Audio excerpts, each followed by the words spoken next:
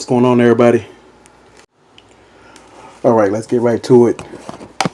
All right, today, residential burglaries. All right, right now, residential burglaries are a big thing. A lot of people already experienced them, and I mean, if you want to avoid them, you want to follow these 5 easy steps to guarantee to stop a home burglary from a suspect breaking into your home. All right, number one, you need to know, you know, off the rip, not number one, but just the laws. Like, you got a right to protect your home, you got a right to protect your family, you got a right to protect yourself in case of somebody breaking into your home, trying to harm you or trying to kill you and your family. So to make sure at the end of the day, in situations like that do occur, you're afraid for your life, and that you got to do what you got to do to keep yourself and your family, safe. Now let me go ahead and just add this of the case law real quick. To use deadly force or to use force to take someone's life, make sure you fall in these criteria before you use that. Because if you use that, if you don't fall under the guidelines, your ass going to prison. So make sure, go check the state laws. Every state is different, but make sure you check the laws of the state and make sure you're aware of what's going on within them laws before you use deadly force or anything like that or take somebody's life. Just make sure you're protected by the state and protected by the law whenever you use that. But now, if you do use it to use deadly force, if you feel like you're about to receive any great bodily harm, or you're afraid for your life, or anyone in your family's life, you can use deadly force to protect them and yourself. So just make sure you fall under those, just make sure you understand those laws in your state, wherever you live at. Alright? Just wanted to throw that in there. Alright, number one rule to prevent a burglar from breaking in your home, I'm going to say it got to be the lighting, because if a burglar always chooses a dark home, they always want to be hitting, they always want to be, they want to be able to hide in plain sight, and if you got that lighting, all around your house, you're going to prevent a lot of burglars from even trying to come to your house to choose you as a target. So that right there, number one, get the lighting. Surround your house with that lighting. Like I said, if your light go out, don't wait till the midnight and then try to change the light. Wait till the next day when we can see sun is up. Go ahead out there and change the light bulb. But definitely, number one is the lighting around the house. Make sure it's high enough so they can't really get to it. But if they do get to it, screw it out, whatever that to that nature. Definitely wait till the next day. Put a new bulb or a new LED, whatever it is. Put a new light fixture in and call it a day. Alright. My tip number 2 is going to be your bushes. High grass in your bushes. Alright. And again, a lot of burglars use that technique to try to hide behind the bushes, to try to ambush the victim, or either try to sneak up on people coming home, leaving out their garage, or either going to work late at night. They use those high bushes. So if you can, on your free time, go ahead and trim them bushes down. Go ahead and cut them off down from the top if you can see over them, and also have them trimmed at the bottom so you can see somebody's feet if they're standing behind them. But 9 out of 10, the burglar going to be dressed in all black, dark areas, and they're looking for high bushes to try to ambush, or either try to sneak into a house to break in where nobody can see them. High fences and all that stuff. Consider anything that can try to conceal them so they can hide.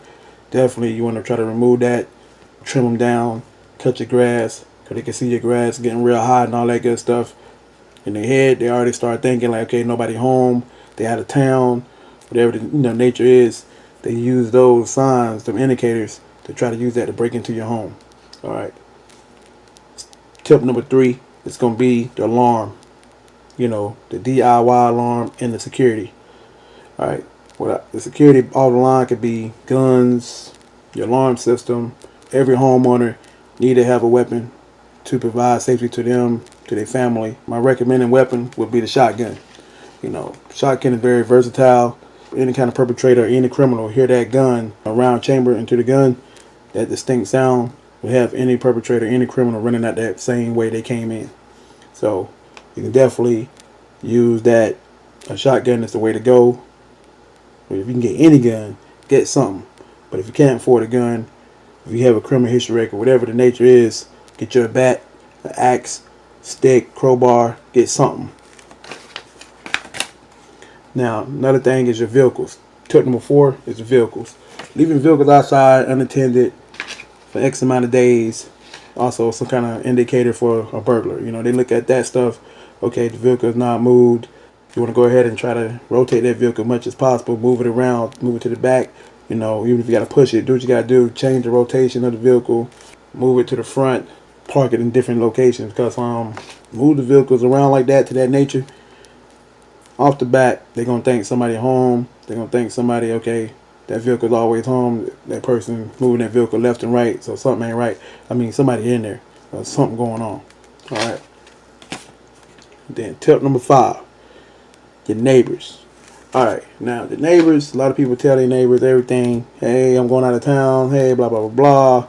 I'll be out of town for a week, be out of town for a month, whatever the nature, you know, the situation is. Now, you don't know your neighbors like you think you know them. Now, when you're out of town, they can call their friends or call somebody who know. Not all neighbors like that, but in case of situation like that, you got to think a criminal do not go far with all that stuff they carry. They're going close by. So if you got a lot of stuff and you come home, your stuff burglarized and a lot of stuff is missing. That means that criminal took all that stuff and they went close by. They didn't take it and went downtown, went to another city or whatever like that. They went to the house, a next nearby house, a vacant house, or they went somewhere close by, that's within walking distance. So 9, 10, they break in your house. Somebody, your neighbor knows somebody, call them. Hey, he out of town. Best time to go up in there and get that stuff, or vice versa. Be careful who you tell or who you talk to when you're going out of town, going on a trip, whatever that situation is. Be careful with that. You obey every step from 1 to 5. I guarantee you'll stop a burglar from breaking in your house. Now, take your time, start slow, do those steps. Thanks, and peace. A safety alert tonight about one of the crimes happening the most valley-wide, and that's home burglaries. How can you get ahead now to keep them away? Yeah, no doubt there are a lot of theories out there, but which safety methods are really your best bet? ABC 15's Stephanie Hockridge is live now, taking action to show us a few things. And Stephanie, who knows better than the burglars themselves? Yeah, exactly, Steve and Katie. You guys probably close your blinds so a burglar doesn't look in, and then when you leave your house, I'm guessing you probably lock it as well in order to keep anyone from getting inside. And another deterrent, keeping the outside of your home really well lit. But is it enough? With the help of our sister station in Kansas City, we decided to go to the experts, and we're talking about the burglars, to find out how they choose which homes they hit and also how they get inside. We go to great lengths to prevent thieves from targeting our homes. Doors and windows on. But sometimes it doesn't work. They're looking for crimes of opportunity. I heard so many people. Jeffrey Russell says he'd steal anything he could carry, from jewelry to small electronics. I didn't take anybody's feelings into consideration but my own. Along with speaking with police, questionnaires were sent to inmates who are serving time in prison for burglary. And their response revealed tips that won't cost you any money to put in place. People need to really be careful because I'm not the only one out there that's doing that stuff. In fact, he would be in and out in just a few minutes, and mostly, he says he struck at night. They'd be sitting there asleep. I'd go up to their nightstand, grab their purse or wallet, take it to an empty room, empty it, take it back. If my experience will help someone else, great. That's all the better. William Fitzpatrick is 10 years into a 30-year sentence. Some people can't help but brag on what they have. His advice, be cautious about bragging about expensive purchases. He's also learned a few things from fellow inmates, such as if you're going to install a deadbolt lock, buy one that's good quality, made of steel.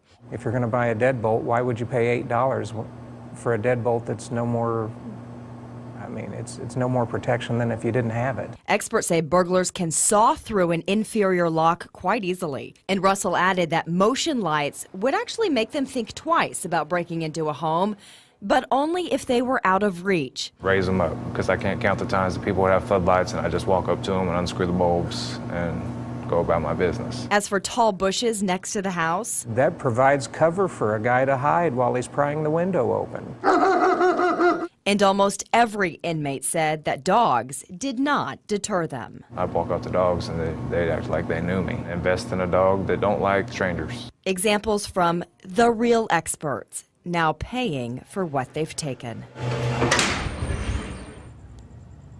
And another tip straight from the criminals, keep a light on inside your house when you go to bed. We were talking to Russell and he said, he never knew if someone was simply, left their light on, so he would choose to skip that house, Steve and Katie. So just another tip to keep in mind. Oh, and the off chance that they were awake. Oh, so creepy. Yes. Pretty unusual at night, though. Most of them have during the day. Thank you, Stephanie.